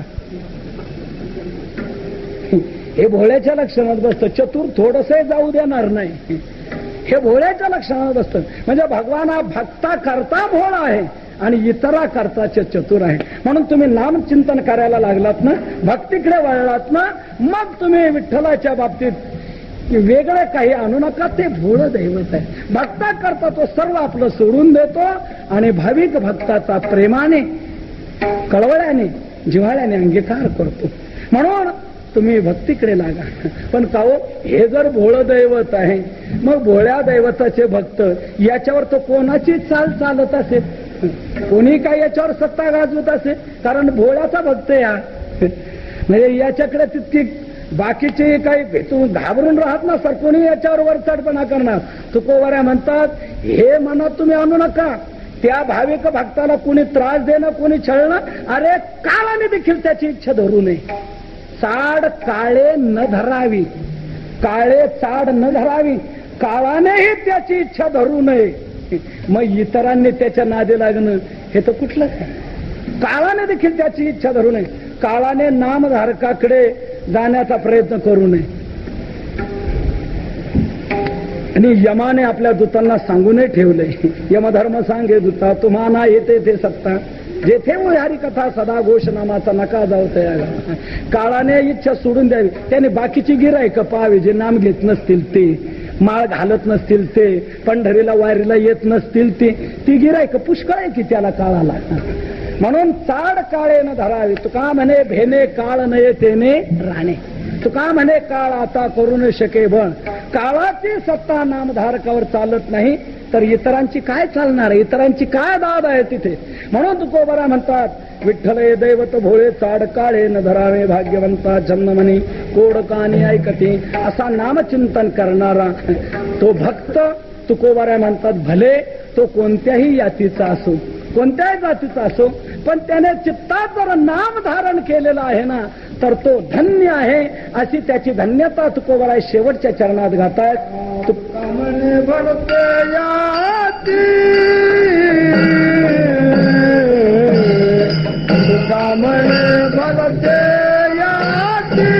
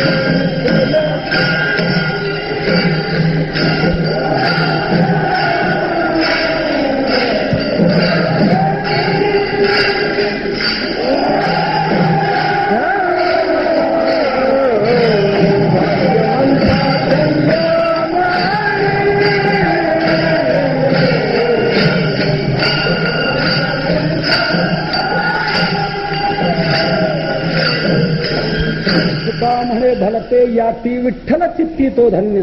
तुकोबरा म्हणतात ज्याच्या चित्तात विठ्ठल आहे, भले तो कोणत्याही यातीत जरी जन्माला आलेला असला तरी त्यावरून तुम्ही त्याला कमीपणा असं समजू नका, कमीपणा त्याचा लेखू नका. तर त्याच्या चित्तात विठ्ठल आहे ना, तो धन्य आहे, तो श्रेष्ठ आहे. तुका म्हणे भलते याती विठ्ठल चित्ती तो धन्य. तुका म्हणे नाही जाती सवे काम, ज्याचे मुखी नाम तोच धन्य आहे. म्हणून संतांनी यातीला मूल्य विशेष दिलं नाही, त्याच्या कृतीला विशेष मूल्य दिलेलं आहे. म्हणून तो जीवनात करतो का याला अधिक मूल्य आहे. म्हणून त्याच्या चित्तात विठ्ठल भरलेला आहे ना, तो धन्य आहे. त्याची वाचा धन्य, त्याचं शरीर धन्य, त्याचे आईबाप धन्य, त्याची जात धन्य, त्याचं गाव धन्य, त्याचा देश धन्य. तुका म्हणे धन्य तयाचे वदन, जया नारायण ध्यानी म्हणे. धन्य धन्य ते शरीर, धन्य माता पिता तयाची, धन्य त्या जाती, धन्य त्या जाती, धन्य तोच ग्राम जेथे हरीचे दास, जेथे वसती हरीचे दास, धन्य भूमी पुण्यदेश. नामधारकाचं सर्व काही धन्यतेला पात्र अशा प्रकारचं आहे. म्हणून तुका म्हणे भलते याती विठ्ठल चित्ती तो धन्य. भाग्यवंता छंदमणी कोडकाने ऐकते ज्ञानेश्वरा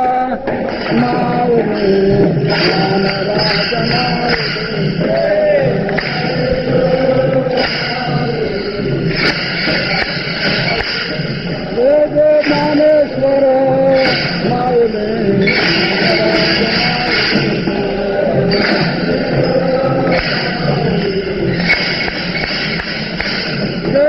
ज्ञानेश्वर माऊले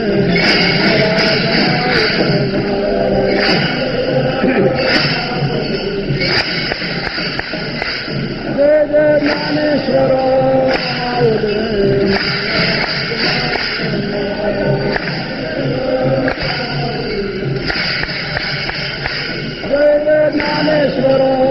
माऊले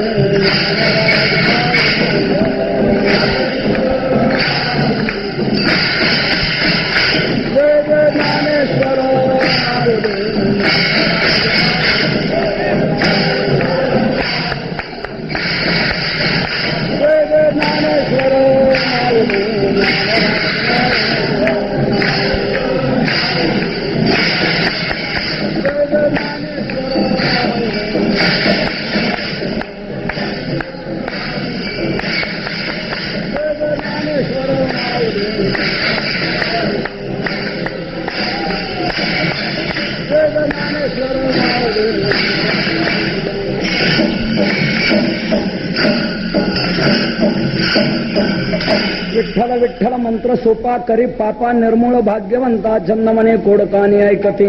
विठ्ठल हे दैवत भोळे चाड काळेन धरावे. तुका म्हणे भलते याते विठ्ठल चित्ते तो धन्य. भाग्यवंता छंदमणे कोडकाने ऐकते. तुकोबाराय या अभंगातून फार मोठं मौलिक आपल्याला मार्गदर्शन करतात. तुम्हा सर्व जीवांना दुःख जावं वाटतंय, परंतु दुःख जाण्याकरता काय करायला पाहिजे हे आपल्या लक्षात येत नाही. आपण इतर उपाय करत राहतो, त्यामुळे दुःख मिटत नाही आणि आपली इच्छा काय पूर्ण होत नाही. तुकोबारा याकरता सांगतात पाप घालवा म्हणजे दुःख जाईल, आणि पाप घालवण्याकरता विठ्ठल या 3 अक्षरी मंत्राचा जप करा. विठ्ठल विठ्ठल मंत्र सोपा करी पापा निर्मूळ. निर्मूळ करी, त्याचं मूळही शिल्लक ठेवणार नाही. पापाचं मूळ कोणतं? पापाचं मूळ आहे विकार. काम क्रोध लोभ आदी करून विकार हे आहे पापाचं मूळ. अर्जुनाला भगवंताने हेच उत्तर दिलं, अथकेन प्रयुक्तोप्यम पापंचरती पुरुषा. भगवान म्हणतात काम येश क्रोध येश, या विकारामुळे जीवाकडून पाप घडतं. म्हणून विकार आहे पापाचं मूळ. म्हणून नामचिंतन काय करतं? या विकारावरच, मुळावरच हल्ला करतं. नाम विकारांना संपवतं. काम क्रोध हे केले घर रीते. तुका म्हणे नाम ज्याचे नाशी क्रोध काम, हरिभव श्रम उच्चारिता वाचेसी. नाम हे विकार घालवतं. विकार गेले का पाप होऊ शकत नाही. नामचिंतनाचा दुहेरी प्रभाव आहे. जुना पाप जो स्टॉक आहे तो जळून भस्मसात होतो आणि नवीन निर्माण होऊ शकत नाही. का? नामाने विकार जातात आणि विकार गेले की पुन्हा त्याच्याकडून पाप घडू शकत नाही. मागचा स्टॉक जळून संपतो नवीन निर्माण होत नाही. एकंदरीत नामधारकाच्या जीवनातला पापाचा संबंध सुटला जातो आणि पाप संपलं की दुःख त्याला कधी येऊ शकत नाही. दुःख ते कैचे नये स्वप्नासी, नित्य आनंदाचा आनंद त्याला प्राप्त होतो. म्हणून तुकोबारा म्हणतात, विठ्ठल या 3 अक्षरी मंत्राचा जप करा, सर्व काय तुम्हाला साध्य होणार आहे. म्हणून विठ्ठल विठ्ठल मंत्र सोपा करी पापा निर्मळ भाग्यवंता छंदमणी कोड कानी ऐकती. तुकोबऱ्यांचा एक एक अभंग आपण आपल्या दृष्टीसमोर ठेवून आपल्या जीवनाची वाटचाल केली तर निश्चित हे अभंग आपल्याला तारल्याशिवाय राहणार नाही. अहो, ज्यांच्या अभंगाने दगडांना तारले मग त्यांच्या अभंग आपल्याला तारणार नाही का? तुकोबऱ्यांच्या अभंगाने दगडांना तारलं, जळी दगडासहित वह्या तारेल्या जैसेला, मग ते अभंग आपल्याला का तारणार नाही? फक्त एकच गरजेचं आहे, आपण तसं दगड तरी बनलं पाहिजे, म्हणजे आपण तरू. तसे दगड बनलं पाहिजे. म्हणजे दगड कोणते तरले? जे वह्यांना बांधले होते ते, अभंगांना बांधले होते ते दगड तरले. आजूबाजूला पांगलेले मोकार दगड नाही तरले, ते तसेच बुडालेले राहिले. ते आणखी शेवाळले, त्यांनी दुसऱ्यांना घसरून पाडलं आणि बुडवलं त्या दगडांनी. दगड तरले कोणते? वर आले कोणते? वह्यांना बांधलेले, अभंगाला बांधलेले. तसं आपण तसं दगड बना, म्हणजे आपण अभंगाची बांधिलकी करा, अभंगाशी आपलं जीवनबद्ध करा की हेच अभंग आपल्याला तारल्याशिवाय राहणार नाही. म्हणून या अभंगाची स्मृती आपण सतत ठेवणं गरजेचं आहे. दृष्टीपथात सर्वच्या सर्व अभंग असणे आपलं गरजेचं आहे. म्हणून गाथा मंदिराची योजना आखलेली आहे. जिथे तुकोबरांचे हे अभंग तरले, गाथा तरला, त्याच प्रासंगिक जागेवर या अभंगाचं मंदिर करायचं ठरलेलं आहे. म्हणजे सर्वच्या सर्व अभंग उच्च प्रतीच्या मार्बलवर कोरले जाऊन त्याचं मंदिर तिथे तयार करायचं आहे. जागतिक कीर्तीचं मंदिर जे घडवण्याचा असा एक प्रयास आहे. जवळजवळ 5 कोटीचा तो प्रकल्प आहे. ते अभंग दगडावर कोरून, मार्बलवर कोरून तिथे लावायचे. कोणी म्हणाल दगडावर कोरण्याचा प्रयास का? त्याचं कारण आहे, अभंग दगडाला घेऊन वर आले, ते जर दगडाला सोडायला तयार नाही तर आपण तरी अभंगाची दगडाची ताटातूट का करा? आपल्याला अभंग मिळाले ते दगडासहित मिळाले, म्हणून दगडासहित अभंगाचं स्मारक मंदिर आपल्याला करायचं आहे. मोठं भव्य काम चालू आहे. जवळजवळ 1 कोटीच्या वर काम होऊन गेलेलं आहे. 3 मजल्याचे काम झालेलं आहे. आपण विजेला जरूर या, देहूला या, आळंदीच्या वेळी या, एरवी या. आणि गाथा मंदिर प्रासंगिक जागा, त्या ठिकाणी गाथा मंदिराचं काम हे जोमाने चाललंय. आपलं वारकऱ्यांचं मोठे एक स्वाभिमानाचं केंद्र ते निर्माण होणार आहे. असो तर तुकोबरायांनी फार मोठं मौलिक देणं आपल्याला दिलेलं आहे. ते अभंग तरले म्हणून आपण तरलो. आमचे गुरुवारी मामासाहेब दांडेकर म्हणायचे, अभंग तरले म्हणून आपण तरलो. ते जर बुडाले असते तर मला वाटतं आपणही केव्हाच बुडालो असतो. ते तरले म्हणून आपण तरलो, तेव्हा त्याची स्मृती आपण ठेवायची. आपण एक वेळ तुकोबरायांच्या नामाचा थोडासा जयघोष करू. सर्वजण मोठ्या प्रेमाने तुकोबरायांचा नाम घोष करा. तुकाराम तुकाराम तुकाराम